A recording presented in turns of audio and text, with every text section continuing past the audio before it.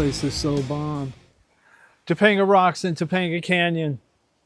This is Bobby Brooks. You touch a knob, make a sound, like, comment, and subscribe. This place is so spiritual. It's got me feeling very, very grateful. And I'm thinking about my mentor, Bruce Swedien, how much he did for me. Even with him being gone, he still has an impact on my life every day. I guess I'll tell a little story about how I actually met Bruce. I got a job at Universal Recording in Chicago, Bill Putnam's original studio. And I'd been working there maybe 2 weeks. And I was mostly working with, shout out to a legendary Chess Records engineer named Doug Brand. I was working with him every day. And I went to lunch one day, and you had to go through like the little security door, and there was a little glass little spot where the girl that answered the phone's reception was. She would have to buzz you in once you were on the other side of the door. And as I walked out the door to go to the elevator or to walk down the stairs to go get lunch, probably a hot dog or something, it's tremendous food in Chicago, she asked me, just general conversation, why I started working there. Gave her some kind of generic answer. I was really trying to go to lunch. And then she asked me who my favorite recording artist was, even though she probably used the term artist because we were at a recording studio. Stevie Wonder had just came out with Songs in the Key of Life maybe a couple of weeks before, maybe a month before. And I told her Stevie Wonder. And she was like, oh, it seems like a typical answer that any young black kid would say. And then she asked me who else. And very quickly I said Quincy Jones. And then very quickly she said, oh, really? Did you know Bruce works with Quincy? And I stopped dead in my tracks because I knew she was talking about somebody there who I did not know. And I said, who's Bruce? And she said, he's in Studio A. Turned around immediately, told her to buzz me back in. And as soon as you came through that door, the lounge at Studio A was the first door to your right. So I go into the lounge, and there was a sliding glass door. You walked up a couple of stairs. There was a sliding glass door. I slid the door back, and through the control room glass, I could see 80-piece orchestra. And they were doing one of those incredible Hallmark commercials that they had in the late 70s, early 80s, the real big symphonic ones.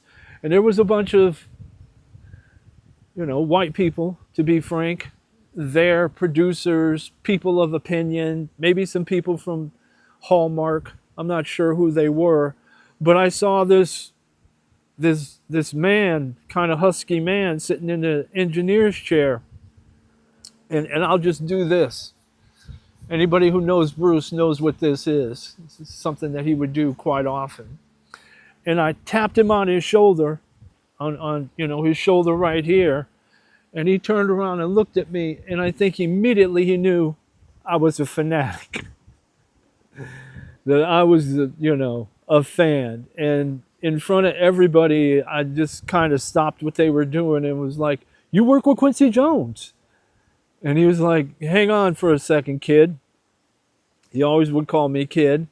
And I knew he was busy. And so I kind of backed up, and I wasn't the assistant on the date. I found my place in the control room, at the back of the control room, and just observed him for about 10, 15, 20 minutes. Kind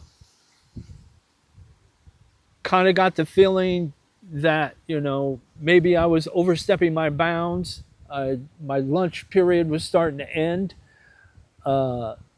Ended up leaving, going to get that quick hot dog, came back and went back to work with Doug Brand and asked him, who is this guy, Bruce?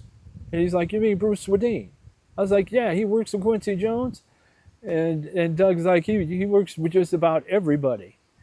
He used to be the chief engineer here, and now he's back. To make a long story short, I ran into him when he was finishing that session and had a little conversation with him about Quincy Jones and, how I could, do what I was doing with Doug, be his assistant engineer. And like I said, he knew I was a fanatic. And it brings a smile to my face when I think about this. But ultimately, I worked with him quite a bit. I ended up going to New York when he did The Wiz. There's a couple more stories I'll tell about Bruce in later videos. But that's the beginning of my journey in the Bruce Swedien incentive program, which you told me very, very early. One fuck up and you're done. And anybody that's ever worked for Bruce knows about the Bruce Swedien incentive program and this lovely gesture. He would do it without even knowing that he was doing it. I love you, Bruce. I love everything you ever did for me, things you instilled in me, the way you let me know that the rim is 10 feet and it's never lowered for anybody. You have to work very, very hard to be able to dunk on that rim.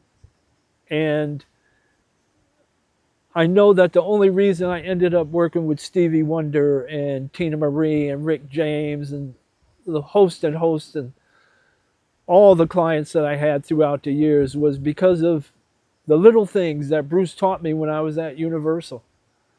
Shout out to Murray Allen, Foot Kirkpatrick, studio manager, legendary studio manager. I affectionately call her my stage mom. Georgia Bell, one of the two Georgias in my life. Georgia Ward being the other one, the studio manager of Motown Hitsville when I eventually came out to LA and got my job at Motown Hitsville. The name Georgia is very, very important to me. I'm passionately waiting for the next Georgia to come into my life and have such a huge impact. Bruce Swedien, B. Swedien, The Dogs. Touch a knob, make a sound with Bobby Brooks. Peace, I'm out. I love you, Bruce. I know you're looking down over my shoulder, giving me guidance to this day.